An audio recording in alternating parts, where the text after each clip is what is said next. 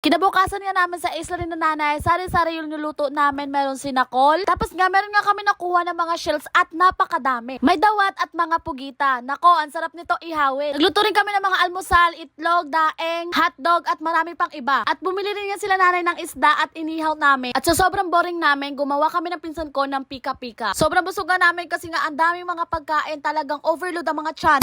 Hello mga Variada, good morning. Ito nga yung nangyari sa amin maghapon. Umaga pa lang nga is nagmuni-muni muna ako dahil sobrang ganda pagmasdan ng view. Masasabi mo talaga na sumakses ka. Hay, hindi ganun. Umagang-umaga pa lang nga inaayos na ni Papa at ni Tata yung mga gagamitin nila sa pangawil. Kinuha naman ng pinsan ko at ng kapatid ko itong umang na to para ipain. Kaya nga umang nga pinapangpain nila kasi nga gustong-gusto to ng mga isda. At syempre para marami mahuli sila Papa. Pagkatapos kanila mag-prepare is umalis na rin sila para mangawil na at para madami sila makuha. Bantay lang wala. Charot. At kami naman dito sa bahay ng nanay is nag-prepare na mga lulutuin kasi nga para sa umagahan namin at tanghalian. At para pag-uwi nila is meron na rin agad na pagkain. Kaso napuspon yung kanilang pangangawil dahil yung baruto ni tatay is may butas. Nasira na mga pinsan ko at kapatid ko. Giwa mo na nga ako ng mga sibuyas, bawang at iba pang mga sangkap sa lulutuin namin. Tapos naman, nilinisan ko na rin to yung isda na bilhin ni nanay para ipapaihaw ko na lang sa mga kapatid ko at sa pinsan ko dahil wala silang ginagawa. Dahil hindi sila natuloy sa pangangawil. Tapos nga si ate nagluto na nga ng itlog at ng daeng. Tapos kag-prepare na rin yung iba mga pagkain. Tapos na nga ito yung hotdog at yung sinangag. Nagsinangag nga kami kasi nga ang daming kanin. Baka mapanis lang. Syempre, diba? Tapos naman naisipan nga namin magluto ng sinakol dahil nagbili si nanay ng kamuting kahoy. Ito na nga yung ginagawa nila Papa is nagbabalat na sila ng kamuting kahoy. Tapos ate, sobrang dami pagkain talaga para bang mga takaban. Hala, hindi ganun. Nilinisan na lang nga itong kamuting kahoy na to at pag kinayo dito ay sobrang konti na lang ito. Meron din nga kami mga shells dito. Merong dawat, saang, pugita. Kagabi kasi si Bas dito sa amin kaya nanginas sila Papa. Saglit lang sila nanginas pero marami rin silang nakuha. Tapos na nga lutuin lahat ng pagkain kaya mag-prepare na kami, mag-aay na kami para makakain na kaming lahat. Sobrang sarap nga kumain dito para bang nakaka-relax. Pero legit, pag sa baryo ka is marami ka talagang makakain dahil nga wala kayong ginagawa kundi kain lang at masarap kumain. Kaya kami dyan is napasarap talaga ng kain. Tapos nga namin kumain is inasikaso na rin ito ni nanay yung kamoting kahoy. Pinigaan niya na nga to para mawala yung tubig ng kamoting kahoy. Si nanay na nga nagpiga kasi nga batak na batak siya sa mga ganitong gawain. Tapos naman si Papa is nagkakayod ng nyog para nga dito sa sinakol namin. Alam mo ba, hiningi lang nila to yung nyog tsaka yung mangga na yan. Alam mo naman dito sa baryo is palitan lang o kaya hingi-hingi. At tsaka marami ka makikita na pwede mong kainin. Kaya nga sabi nila is hindi ka magugutom sa mga baryo. Fast forward na lang nga is gumawa na kami ng pinsan ko ng pika-pika. Balak niya kasi is mag-picture dito with pika-pika kaso tinamad na siya. Kaya naman is binukbang na lang